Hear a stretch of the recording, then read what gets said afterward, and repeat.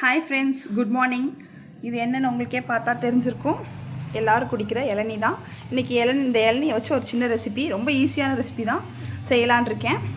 அதுக்காக நான் வந்து என் வீட்டுக்கிட்ட வந்து ஒரு கடையில் வந்து இந்த சைனா கிராஸ்ன்னு சொல்லிட்டு நீங்கள் எல்லோரும் கேள்விப்பட்டிருப்பீங்க. இன்னொரு பேர் வந்து அகர் அகர்னு சொல்லிட்டு சொல்லுவாங்க. இது வந்து 10 கிராம் பாக்கெட் நான் வாங்கினது 30 ருபீஸ்க்கு நான் வாங்கினேன். எம்ஆர்பி 40 போட்டிருக்கு, பட் 30 ருபீஸ்க்கு தான் நான் வாங்கினேன். இது வந்து எல்லா சூப்பர் மார்க்கெட்லேயும் கிடைக்குதுங்கிறதுனால எல்லாருமே பார்த்துருக்க வாய்ப்பு இருக்குது.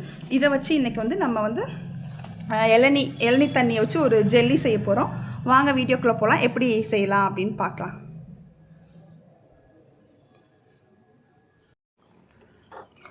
அந்த அகர் அகர் நான் எடுத்து வச்சுருந்தேன், அந்த சைனா கிராஸ்ன்னு சொல்லிட்டு, அதை வந்து ஒரு 10 மினிட்ஸ் வந்து சுடுதண்ணியில் ஊற வச்சுருந்தேன்.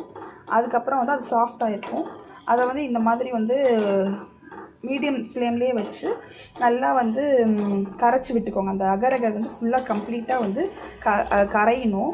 அது கரையாமல் இருந்தால் வந்து நம்ம வாயில் வந்து அது அப்பப்போ கடிப்படும். இது வந்து ஒரு 15 மினிட்ஸ்லேருந்து இல்லை 10 மினிட்ஸ் தான் ஆகும். சிம்மிலே வச்சு பண்ணுறதுனால 10 மினிட்ஸ் ஆகும்.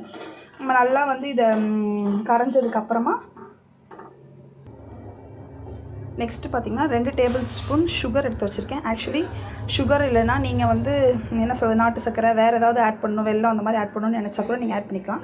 இல்லை நான் ஆட் பண்ணாமையே அப்படியே அந்த எனக்கு கோகோனட்டில் வர டேஸ்ட்டே போதும் அப்படின்னு நீங்கள் நினச்சா கூட அதிலே மட்டும் போதும்னு சொல்லிட்டு நீங்கள் யூஸ் பண்ணிக்கலாம். ஏன்னா அது வந்து அந்த இளநியோட டேஸ்ட்டில் மட்டும் இருக்கும். இந்த சுகரும் வந்து நல்லா மெல்ட் ஆகிற வரைக்கும் நல்லா கரைஞ்சி விட்டுக்கோங்க.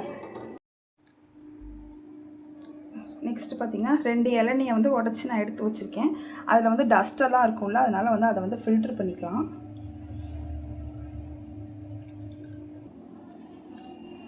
இப்போ இந்த ஃபில்ட்ரு பண்ணி வச்சுருக்க இளநியோட வந்து நம்ம கரைச்சி வச்சுருக்க அந்த அகர் அகரையும் சேர்த்துக்கலாம். ஆக்சுவலி வந்து இது வந்து ஆற விட்டுறக்கூடாது. ஏன்னு கேட்டிங்கன்னா ஆறிடுச்சு அப்படின்னா வந்து அந்த பாத்திரத்துலேயே வந்து இது செட் ஆயிரும். அதனால் வந்து இது வந்து லேசான சூடில் இருக்கும்போதே வந்து இதை வந்து நம்ம அந்த இளநியில் வந்து இதை ஊற்றிடணும். நீங்கள் வந்து கேட்கலாம், ஏன் இந்த அடுப்புலேயே வந்து இந்த இளநியை ஊற்றிடலாமான்ட்டு. ஆக்சுவலி வந்து இளநீ வந்து சூடாச்சு அப்படின்னா வந்து அதோட அந்த டெண்டர், அதோட டேஸ்ட் டெண்டர் வந்து மாறிடும். அதனால தான் வந்து நம்ம இன்னொரு பவுலில் வந்து இந்த இளநியை வச்சுட்டு அதுக்கப்புறமா இந்த அகர் அகரை வந்து இதில் நம்ம சேர்க்குறோம். இளநியிலேருந்து இந்த மாதிரி வந்து இந்த வழுக்க பீசஸ்லாம் வந்து இப்படி தனியாக நான் எடுத்து வச்சுருக்கேன். இதை வந்து நம்ம வந்து டெக்கரேஷனுக்காக இல்லைனா ஒரு சாப்பிடும்போது வந்து வாயில் கடிப்படும், அந்த மாதிரி எப்படி வேணாலும் சொல்லலாம். அந்த ப்ராசஸ்க்காக இதை கொஞ்சம் கொஞ்சமாக வந்து உள்ளே போட்டுட்டு ஒரு 2 ஹார்ஸ் வந்து இதை வந்து வெளியிலே வச்சாலும் செட் ஆகிடும். இல்லைனா வந்து ஃப்ரிட்ஜில் வைங்க. ஃப்ரிட்ஜில் வச்சா ஜில்லுன்னு சாப்பிடும்போது ரொம்ப நல்லாயிருக்கும். ஃப்ரீசரில் வைக்காமல் கீழே வந்து ஃப்ரிட்ஜில் இல்லை ஸ்ட்ரேயில் எங்கேயாவது வைங்க. ஃப்ரீசரில் வைக்க வேண்டாம்.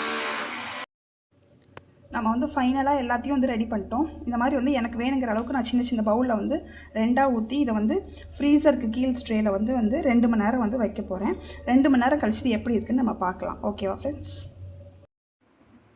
இங்கே பாருங்கள், 2 ஹார்ஸ் வந்து நம்ம ஃப்ரிட்ஜில் வச்சு இது நல்லா செட் ஆகிடுச்சு. அதுக்கு இப்போ உங்களுக்கு கட் பண்ணி காட்டுறேன் பாருங்கள். நல்லா ஜெல்லியாட்டம் எப்படி இருக்குதுன்னு சொல்லிட்டு நீங்களே பாருங்கள். அப்படியே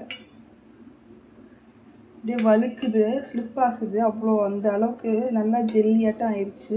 நம்ம கடையிலலாம் வாங்குற மாதிரி ஜெல்லி மாதிரி இருக்குது. டேஸ்ட் பண்ணி பார்த்தேன், ரொம்ப நல்லா இருந்துச்சு. நீங்களும் இந்த மாதிரி வந்து வீட்டில் ட்ரை பண்ணி பாருங்கள். ரொம்ப ஈஸி, சிம்பிள் தான். நீங்கள் இதை ட்ரை பண்ணிவிட்டு கமெண்ட்டில் வந்து சொல்லுங்கள், எப்படி நல்லா இருந்துச்சா, நல்லா வந்துச்சா அப்படின்னு சொல்லிட்டு. தேங்க்யூ ஃப்ரெண்ட்ஸ், பாய்.